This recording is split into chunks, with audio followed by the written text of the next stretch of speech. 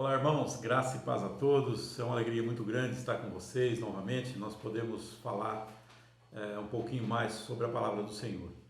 E há tempos eu venho planejando fazer uma série de devocionais e devocionais com foco em proclamação do Evangelho. Nós, durante muito tempo, temos louvado ao Senhor, no meu entendimento, nas igrejas, nos cânticos, nos cultos, mas quando nós falamos de proclamação do Evangelho ou anunciação do Evangelho, nós sempre temos dificuldade de enfrentar esse tema. E eu sei que é difícil, eu sei que é um pouco complicado para nós, porém, nós precisamos enfrentar essa nossa dificuldade e nós conseguimos vencer essa nossa dificuldade. E eu estou convidando hoje a todos vocês, membros da Igreja Calvário, para estar comigo nessa caminhada que nós iniciamos agora, onde nós vamos poder aprender um pouco mais sobre a anunciação do Evangelho. A ideia é, primeiramente, nós basearmos sempre em textos bíblicos, mas aos pouquinhos nós íamos ganhando confiança, ao ponto de nós também juntos podemos fazer alguns exercícios de evangelização e nós vamos aos poucos crescendo desse entendimento. Tá? É uma ideia que já estava comigo há muito tempo, porém por várias dificuldades, vários problemas, a gente não colocou ela em prática. Porém agora eu quero convidá-los a participar comigo. Vocês vão ver que no decorrer dessa caminhada haverá um crescimento espiritual muito grande para todos nós, assim como eu já tenho experimentado isso, graças a Deus, e eu quero compartilhar com vocês. Vocês vão ver que além de nós glorificarmos o nosso Deus no templo, nos cultos, na nossa vida, no nosso cotidiano, quando nós passamos a proclamar o Evangelho, aí é que nós nos damos conta de quantas bênçãos nós alcançamos diante do Senhor. Eu creio muito que nós nascemos para isso. Essa é uma finalidade do nosso nascimento. Nós costumamos ler na Bíblia que nós nascemos para o louvor e a adoração do Senhor, mas eu estou muito certo de que o louvor e a adoração a proclamação do Evangelho é parte importantíssima no louvor e adoração. A adoração genuína começa aqui. A adoração genuína começa quando você, de fato, tudo aquilo que você aprendeu do Senhor, tudo aquilo que você experimentou, as suas experiências, as suas emoções, você passa a colocá-la em prática na vida e no cotidiano, quando você consegue externar isso, levando essa palavra para uma outra pessoa que não conhece a palavra do Senhor, para aquela pessoa que não conhece o Senhor. Eu quero começar hoje lendo Isaías 52, 7. Por favor, peguem as suas Bíblias. Isaías 52, 7. Nós faremos a leitura rapidinho. Isaías 52, capítulo 52, versículo 7. Que formosos são sobre os montes os pés do que anuncia as boas novas, que faz ouvir a paz, que anuncia coisas boas, que faz ouvir a salvação, que diz a Sião: o teu Deus reina. Graças a Deus. Essa palavra mostra o quanto o Senhor tem sido generoso para conosco quando Ele nos chama para a proclamação do Evangelho. Nós enfrentamos realmente dificuldades nesse tema, enfrentamos muitas dificuldades nesse tema. Porém, eu quero aqui convidá-los a deixar de lado essa ideia de dificuldades e começar um tempo novo, um tempo onde a proclamação do Evangelho vai fazer parte da nossa adoração. Uma coisa não vai mais ser desvencilhada da outra. Nós vamos adorar ao Senhor, nós vamos louvar ao Senhor, nós vamos glorificar ao Senhor, nós vamos dar testemunho ao Senhor, testemunho para o mundo de o quanto nós amamos o Senhor, mas é com a proclamação do Evangelho que nós vamos realmente mostrar o quanto nós amamos ao Senhor. Eu quero mostrar para vocês também um texto de Romanos 10:14, onde o apóstolo Paulo é muito claro a respeito disso. Romanos 10:14 fala-nos o seguinte: como, porém, invocarão aquele em que não creram? E como crerão naquele que em nada ouviram? E como ouvirão, se não há quem pregue? E como pregarão, se não forem enviados? Isso mostra-nos o quanto o apóstolo Paulo já estava preocupado com a proclamação do Evangelho e que ele buscava insistentemente homens e mulheres para que fizessem esse trabalho de proclamação do Evangelho. Nós vimos que o apóstolo Paulo o apóstolo que tirou o Evangelho praticamente de Jerusalém e passou a levar o Evangelho para o mundo. Tirou o Evangelho que estava somente nas mãos dos judeus e passou a levar o Evangelho aos gentios. Não foi fácil para ele também, nós sabemos disso, não foi fácil para ninguém, porém, isso foi propósito do Senhor desde o princípio e o Senhor planejou isso desde o princípio. Eu fico perguntando, como você vê a sua conversão? Como ela aconteceu? A minha aconteceu porque eu fui convidado a ir para uma igreja evangélica. E eu desejei ir, fui e comecei a aprender as primeiras palavras. E quando eu recebi de presente o primeiro evangelho, eu amei o evangelho da primeira vez, da forma que eu recebi. Então, como vocês percebem, eu acredito que nenhum de nós foi diferente, alguém pregou para você. Em algum determinado momento da sua vida, alguém pregou para você e aquelas palavras fizeram sentido na sua vida e houve uma transformação do seu entendimento. E você passou a ouvir a voz do Senhor. Eu quero dizer para você que isso tudo o Senhor já planejou lá desde o princípio, essa forma em que nós deveríamos levar o Evangelho às outras pessoas. Se você observar naquele momento em que o Senhor chama Moisés, lá na sarça, ele chama Moisés. Moisés foi atraído pela maravilha que ele estava vendo, que a sarça estava no meio do fogo e a sarça não se queimava. Moisés não tinha conhecimento de Deus. Moisés não planejou aquilo. Moisés estava apenas apacentando o rebanho dele. Mas pela vontade do Senhor, o Senhor se declarou a Moisés. O Senhor se anunciou a Moisés. E foi algo totalmente da parte do Senhor e não da parte de Moisés. Assim, eu quero lembrar que as pessoas que estão lá fora, muitos deles que não conhecem o Senhor, eles também estão da mesma forma como Moisés fez. Mas aprove ao Senhor se revelar a Moisés. E na nossa conversão também não foi diferente. Nós não conhecíamos o Senhor. Como nós poderíamos chegarmos ao Senhor sem o conhecimento do Senhor? Mas aprove ao Senhor nos chamar. Ele fez um chamado que nós chamamos de um chamado irresistível. E nós ouvimos o chamado do Senhor. E agora está na nossa mão a mesma missão: levar o Evangelho, proclamar o Evangelho àqueles que não conhecem. Eles também não têm o conhecimento do Senhor. Eles não têm como pedir isso. Eles nunca vão pedir isso.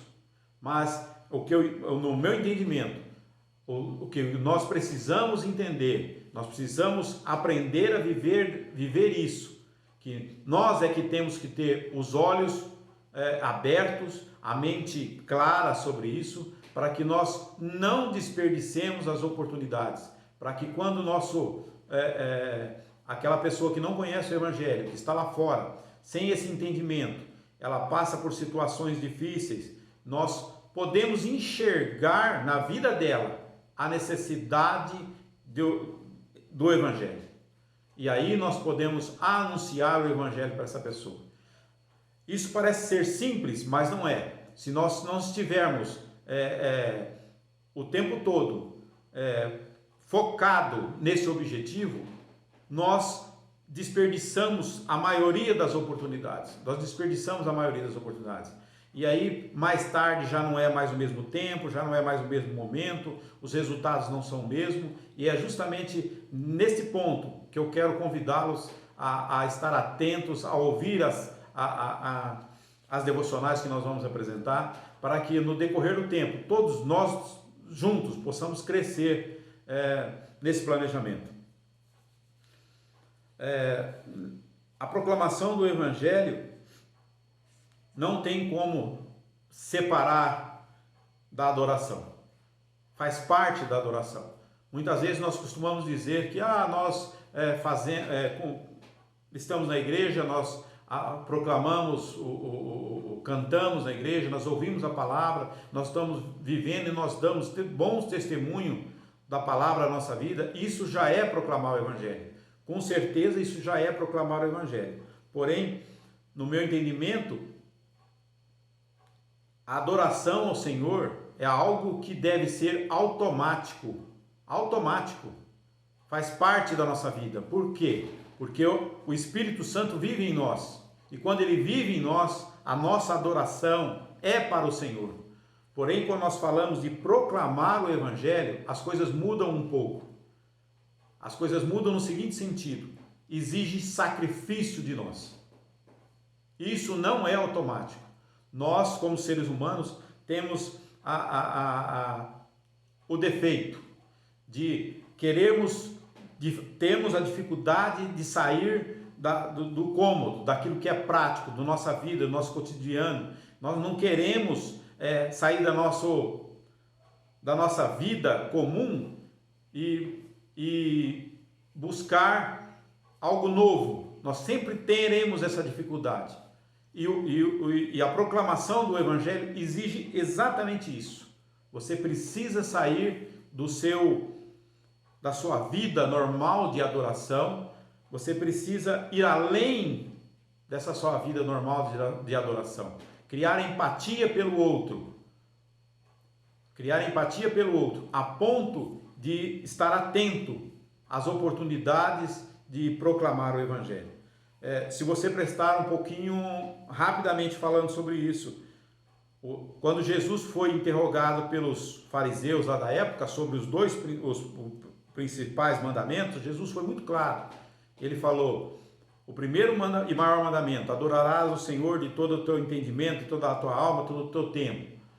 E o segundo: amarás ao próximo como a ti mesmo. A gente percebe que quando nós cumprimos o primeiro mandamento, amarás o seu Deus de todo o entendimento, de todo o teu tempo, nós conseguimos fazer. Porém, quando nós falamos do segundo, amarás ao próximo como a ti mesmo, nós realmente enfrentamos dificuldades pessoais seríssimas. E nós precisamos trabalhar isso. E esse é o convite que eu quero fazer com vocês. Juntos, nós podemos trabalhar isso. Quando se fala em amar ao próximo como a si mesmo, tudo muda, tudo fica mais difícil. Nas mínimas coisas fica difícil. E quando fala que nós temos que proclamar o Evangelho a uma pessoa que nós não conhecemos, as dificuldades ainda são maiores ainda. E eu quero, junto com vocês, enfrentar essas dificuldades, enfrentar esse problema, criar soluções para que nós possamos adorar ao Senhor e louvar o nome do Senhor plenamente na nossa vida.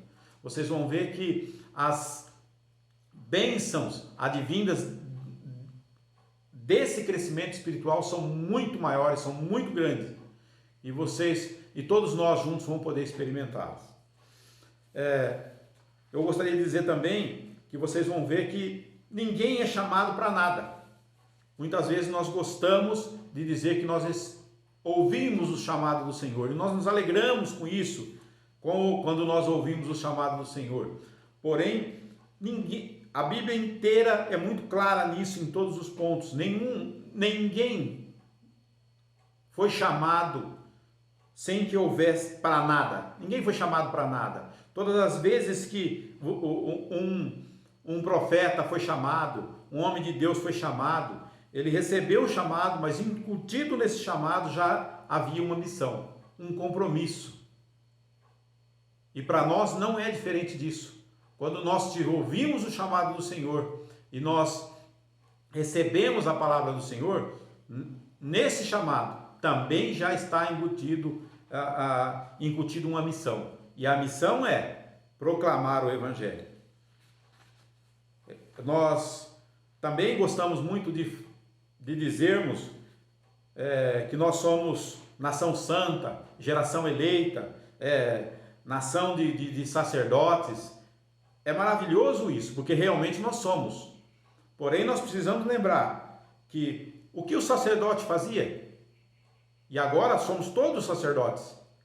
Em Cristo somos todos sacerdotes, e Jesus é o sumo sacerdote.